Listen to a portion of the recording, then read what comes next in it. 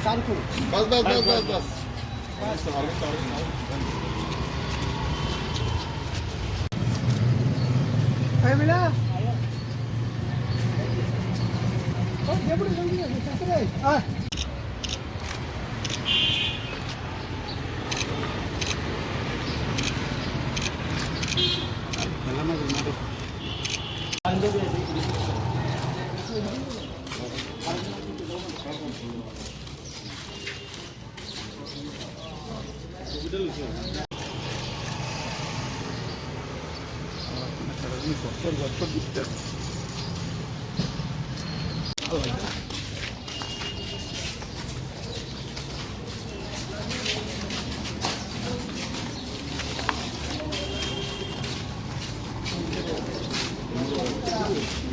আজকে আমরা all Tripura blind অ্যাসোসিয়েশনের পক্ষ থেকে রাজ্যের তথ্য এবং সংস্কৃতি দপ্তরের মাননীয় অধিকর্তা শ্রী বিম্বিসার ভট্টাচার্য মহাশয়ের নিকট দৃষ্টিহীনদের স্বার্থ সংশ্লিষ্ট মোট 7 দফা দাবির ভিত্তিতে ডেপুটেশনে মিলিত হতে যাচ্ছি।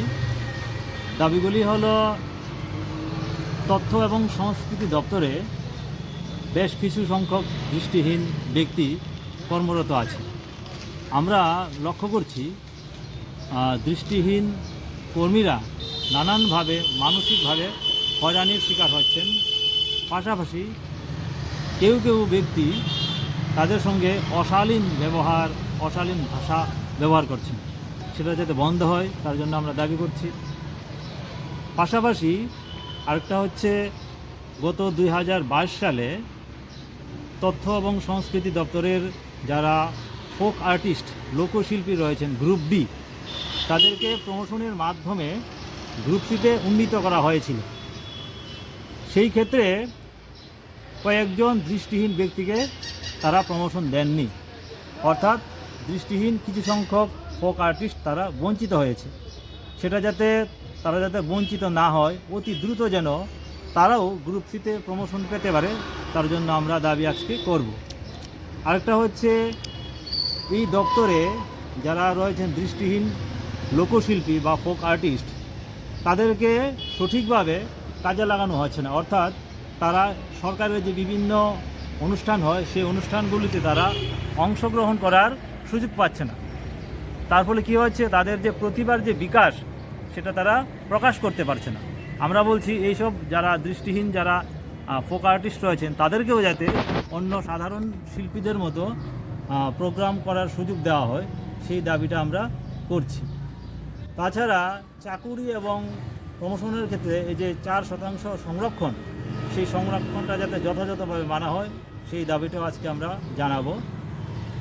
পাশাপাশি আমাদের যে সংগঠন রয়েছে অল ত্রিপুরা ব্লাইন্ড অ্যাসোসিয়েশন, সেই অ্যাসোসিয়েশনকেও যাতে এই যে তথ্য সংস্কৃতি দপ্তরের বিভিন্ন ধরনের অনুষ্ঠান হয়, সারা বছর তারা অনুষ্ঠান করেন, সেই অনুষ্ঠানগুলিতে আমাদের যারা শিল্পীরা রয়েছেন তারাও যাতে সুযোগ পান, সেই দাবিটাও আমরা করব।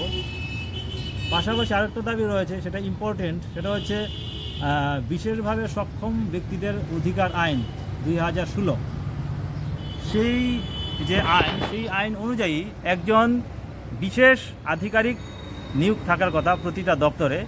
এই আধিকারিকের কাজ হলো এই দপ্তরে যত ধরনের বিশেষভাবে সক্ষম ব্যক্তি কর্মচারী রয়েছেন তাদের সুবিধা অসুবিধা, তাদের বিভিন্ন সমস্যাগুলি দেখাশোনা করা। কিন্তু এই দপ্তরে না, আর অনেক দপ্তরেই সেটা নেই।